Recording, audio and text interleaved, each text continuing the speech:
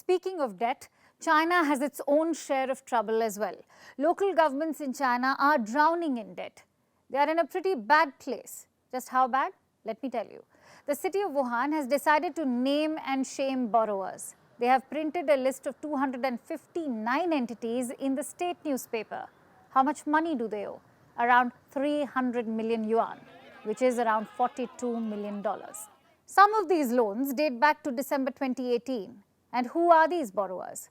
A range of businesses, car companies, financial bureaus, real estate firms, all of them owe money to the Wuhan government. This is the first time the city has resorted to such a strategy. The desperation is almost childlike. Think back to your school days. Remember when talkative students had their names written on the blackboard? This is very similar.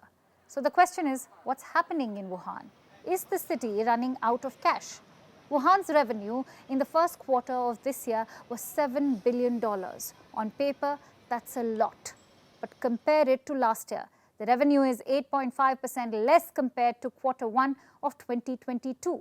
So liquidity crunch could be one reason. You need money to pay your own debt.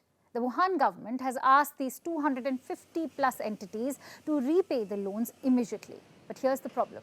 Wuhan is just a small part of a much bigger issue. Like I said, China's local governments are drowning in debt. How much money are we talking about? According to Goldman Sachs, $23 trillion. That's how big the debt pile is. Let me put that number in perspective. China's entire GDP is around $12 trillion. So the total government debt is twice the national GDP. This raises two questions. Number one, why were so many loans taken? And number two, will there be a crisis down the line? Most of these loans were taken in the last 2 decades. That's when China began a building spree. Ports, highways, high-rises, China was building at the rate of knots.